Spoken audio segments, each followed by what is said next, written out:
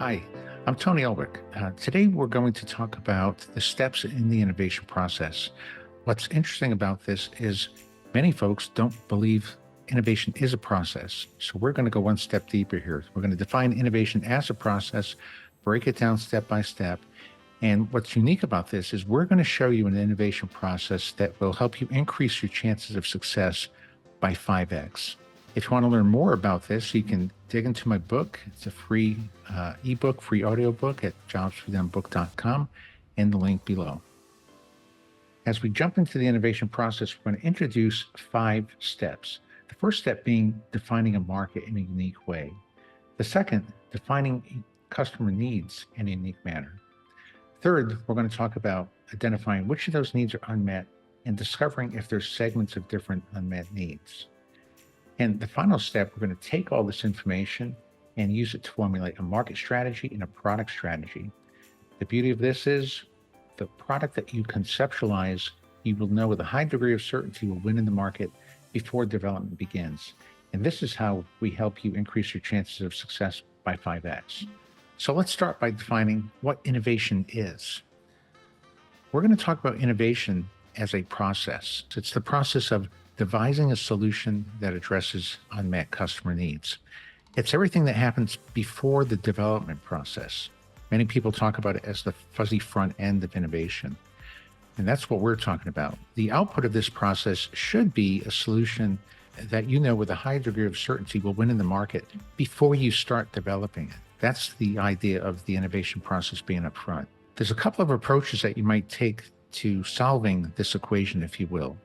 The first is what we call the ideas first approach, where we come up with solutions that may address unmet needs. We test them with customers, we get input, we go back and iterate, and we go through this recursive iterative process to come up with a solution that hopefully will address enough unmet needs to win in the marketplace. This is an ineffective approach to innovation because you're discovering the needs as you move on, as opposed to knowing all those needs up front. It's a very expensive way and time-consuming way to learn what the customer's needs are. And this is why there's the other approach, which is the needs-first approach to innovation. The idea here is that you discover all the customer's needs up front, figure out which are unmet, and then devise solutions that address unmet needs. Now, this thinking isn't new. This is marketing 101. But the problem is most products that do fail because they don't address the customer's unmet needs. So now you can see there's 2 different approaches to innovation, but they're both faulty. The ideas first approach is more of a guessing game. The needs first approach doesn't work if you can't agree on what a customer need is. And this is the problem we sought to solve when we created our approach to innovation, which is called outcome-driven innovation. So what makes outcome-driven innovation unique? Well, first off, it's conceived through a different lens, a problem lens, not a solution lens. You've all heard the saying, people don't want the quarter-inch drill, they want a quarter-inch hole. So we want to look at the world of innovation through the lens of the hole maker, not the drill maker. And when you look through that lens, everything begins to look quite different. The first thing you notice when you look through this lens is why people buy products to begin with. People buy products to get their jobs done. So a job can be something people are trying to achieve, something they're trying to avoid. It's really anything a group of people are trying to get done. What this means is that success in an organization really revolves around aligning the organization around helping customers get their jobs done better. What this means is that companies will succeed when they can align the organization around the job the customer is trying to get done. This is how you breed customer centricity. It gets people in the same direction. It gets people in the right direction. What makes this approach unique is that we're coming at it all from a different lens. Again, through the lens of the hole maker, not the drill maker. So as we define markets and needs and unmet needs and segments, it's going to look entirely different than the way companies traditionally define these key elements in the innovation process. This process is not new. We've been using it for over 3 decades. It's well proven, it's vetted. We've applied it in over 1,400 growth strategy engagements with world-class blue chip clients over 31 years.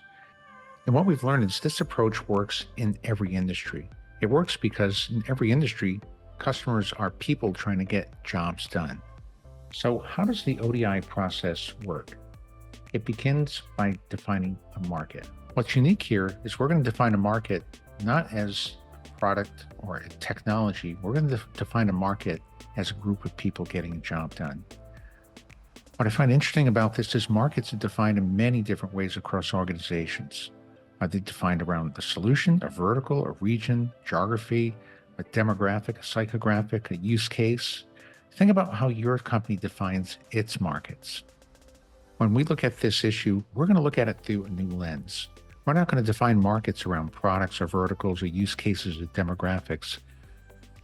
Since people buy products and services to get a job done, why not define a market as a group of people and the job they're trying to get done? A very logical approach. We can go then talk to that group of people and study the job they're trying to get done. So what constitutes a market? Well, parents, for example, are a group of people who are trying to pass on life lessons to children. That constitutes a market. Or automotive engineers who are trying to distribute engine power. Again, a group of people trying to get a job done. Or surgeons trying to remove an anatomical structure surgically. Again, a group of people who are trying to execute a job. And think about these jobs as processes that you can break down and study through the eyes of the customer. It's what they're trying to accomplish. Defining a market in this way makes it a stable focal point for value creation. While products and services come and go, the jobs customers are trying to get done are stable over time. Focusing on the job simplifies your value creation efforts. You know the North Star. You're going to be helping customers get that job done better for the next 10, 15 years. We also define markets in a way that make them customer-centric. Let's define the market around what the customer thinks, not what the company thinks. And we also define a market in a way that's solution independent, so it incorporates all potential competitors that you could run into in the marketplace. So defining a market in this way makes it a stable focal point for value creation, it makes it customer-centric, and it makes it problem-focused, independent of any solution. Once we know the market we're trying to serve, the next step is to uncover the customer's needs. This too, of course, presents a problem. How does your company define a need? We often see that the marketing team defines needs around delighters and exciters, and the sales team talks about solutions and features. The development team talks about specifications and requirements. There's no agreement on what a customer need is, or there's varying agreements between functions as to what a customer need is. There can't be 5 sets of customer needs. There has to just be one that the entire organization can rally around to create value for the customer. So let's define needs from the customer's perspective. By looking at the market through a jobs to be done lens, it gives you a lot of clarity on how to define customer needs. We're not going to define customer needs as benefits and requirements and pains and gains. We're going to define needs as the measurable outcomes that people want to achieve as they go about and get their job done. Keep in mind, people are buying products and services to get a job done. They want to get the job done better. They have outcomes that they want to achieve as they go about and get that job done. It's measurable outcomes like these that people consider as they go about and get any job done. When I think about customer needs, I like to think about it in a hierarchy, where at the highest level, we have the customer's job to be done. This is the market. You have a group of people trying to execute a job. From there, we can start breaking down that process, if you will, into its component parts. And what we're laying out here is not what the customer is doing. We're laying out what is the customer trying to do. What the customer doing is really a process map in solution space. We're trying to lay out a job map in problem space. And that's what each of these steps denote, a step in the job they're trying to get done. Below that, we uncover all the customer's outcomes. There's often 100 or more metrics that people use to measure success when getting a job done. At a high level, people are trying to get a job done better, which means faster, more predictably, higher output throughput. Each of these outcome statements explains how customers are trying to achieve success as they go through each step of the job. As a quick example, here we have surgeons, a group of people who are trying to remove an anatomical structure surgically. That's the market in the job to be done. And surgeons go through steps to try to get that job done, independent of solution, where they establish initial access, gain access, and so on. This is how they think about success. So in other words, we're defining customer needs in a way that makes them instructions that inform innovators how to help customers get their jobs done better. We're defining customer needs in a way that makes them stable over time, just like the job is stable over time. We define needs in such a way that makes them actionable inputs that will improve sales activities, marketing activities, development, R&D, and so on. These outcome statements are the inputs that are needed to bring predictability to the innovation process. What you end up with using this approach is 100 or more timeless statements that align the organization's value creation efforts around a deep understanding of customer needs. This is what leads to a customer-centric organization. Once we know what the customer's needs are, we want to know which of those needs are unmet. Where should we focus our value creation efforts in the most efficient manner to create value for the customer? Here again, this requires us to define unmet needs differently. Rather than defining unmet needs around features or exciters and delighters that are missing from the solution space, we want to define unmet needs as the measurable outcomes that people struggle to achieve as they go about and get the job done.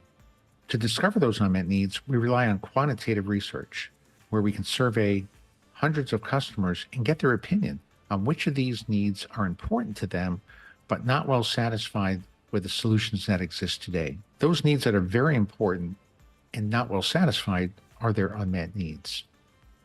What this analysis gives you is really the holy grail of innovation. It's a quantified view of precisely where the customers are struggling to get the job done and to what degree.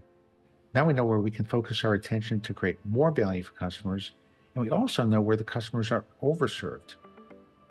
These are needs that are not that important, that are very well satisfied. This is where we look for areas of cost reduction. The ODI process brings clarity along 3 different dimensions. It shows you where the market is underserved.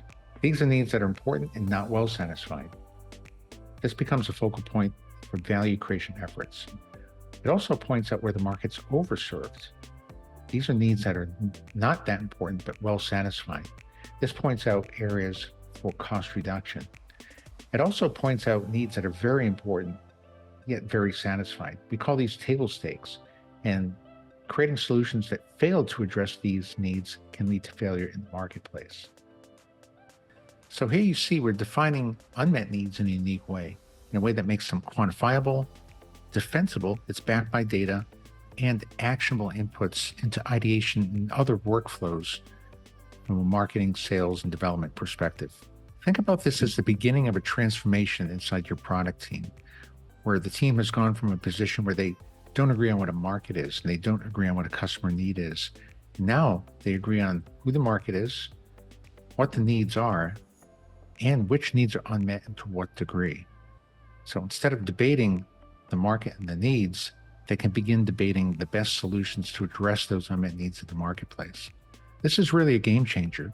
It aligns your entire organization around solving the problem because they all agree on what the customer's needs are and which of those needs are unmet. The next step in the innovation process is extremely important. What we've learned over the years is that people don't agree on which needs are unmet. There's always segments of people with different unmet needs. And we find this to be true in nearly every market that we've studied. If that's the case, devising a solution for the entire market is often the wrong way to go. What we've learned is that in nearly every market we've studied, there are segments of people with different unmet needs. Again, this is marketing 101 philosophy. Segmentation is a critical part of the innovation process because it finds groups of people with different unmet needs that we have to target differently with different sets of products and different value propositions. Now, we know that customers don't agree on which needs are unmet. So segmenting markets is critical. What companies often do, though, is they segment markets around the information they have, around demographics, psychographics, attitudes, behaviors, in the hope that they will result in segments of people with different unmet needs. But this is really just a proxy for segmenting around unmet needs. What we do is we fix that. In the previous steps of the ODI process, we've discovered what a need is, what the needs are, which needs are unmet. So now we can segment directly around the unmet needs and get true, authentic segments, not segments that we hope are groups of people with different unmet needs. The segments that definitely are comprised of people with different unmet needs. Segmenting markets around unmet needs is straightforward. Envision, for example, that a third of your market, think outcomes 10, 20, and 30, are really important and unsatisfied. Another third of your sample, think outcomes 40, 50, and 60, are really important, unsatisfied, and so on. By using factor analysis and cluster analysis, we're quite literally putting people into segments based on the way they rated the answers to those questions. This results in segments of people with different unmet needs. What's great is we're defining market segments in a way that makes them distinctive. They're unique. They are truly customers with different sets of unmet needs. They're quantifiable. They're backed by data and defensible. While your competitors are segmented around demographics and psychographics, they're not going to find the segments that you can identify using outcome-based segmentation. You can now see what we've identified thus far in the outcome-driven innovation process. We've defined a market as a group of people getting a job done. We've defined needs as the measurable outcomes they're trying to achieve. We've figured out which needs are unmet by quantifying them in the marketplace. We've discovered segments of people with different unmet needs. And now it's time to formulate a strategy based on these inputs. This all leads to the formulation of what we call the innovation strategy. It's the most efficient path to growth in problem space. What we lay out here is what are the unmet needs that are most underserved in the largest percentage of the population. And it's those unmet needs you want to focus on to create the most value for the biggest population, doing the fewest number of things. So it really leverages your ability to create value. So of those 100+ needs that you've discovered, there may be 10 of them that really matter most. And the priority order may matter even more. So knowing what those needs are, which needs are unmet, in which priority order, and if there's opportunities across the entire population or just pieces of the customer population or segments, is what you want to discover next. With this information, we can build out the strategy. You can find unmet needs that your current products already address, and you can better position your existing products around those unmet needs. You can find unmet needs where your current products fail to address and improve them along those different dimensions in the next version of the product. You may find gaps in your product portfolio where there's steps of the job that the customers are struggling to get done because there are no products to get that part of the job done. You may find opportunities to make investments in AI and R&D and M&A to address needs that can't be addressed using the traditional technologies and approaches that you have today or with your existing capabilities. And all this lays out your most efficient path to growth in solution space. You can see why this is a game changer. We've figured out the best way to position existing products, improve those products, fill gaps in the portfolio, and make the right investments in technology to help the customer get the job done perfectly, which is your ultimate goal. People buy products to get a job done. You want to align your organization around getting the job done better. All this reminds me of a quote from Clive Meanwell, who's the CEO of the Medicines Company. We worked with them for about 5 years or so before they were sold to Novartis at a 41% premium. We're talking about ODI as a very scientific approach to innovation, really turning it from an art to a science. But as Clive noticed, it's really the people aspect here too that makes a huge difference. We're taking teams from a position where they don't agree on what market they're in and what a customer need is and so on, to a place where they agree on what the market is, what a need is, what the needs are, which needs are unmet, if there's segments of people with different unmet needs, and what is the most efficient path to growth. So as Clive said, the outcome-driven innovation process brought competence, transparency, alignment, and mutual trust to teams who are used to operating in silos. This is the holy grail of innovation. This is why outcome-driven innovation is not only giving you the right information, but aligning the organization on acting on that information, making it more customer-centric. If you'd like to learn more, feel free to download the book. It covers a lot of the details you heard today and more. and they'll help you on your journey to become more customer centric, more innovative. So now you have insight into a better way to execute the innovation process through the eyes of the hole maker, not the drill maker. We've taken the guesswork out of the innovation process, improving your likely success rate by 5x.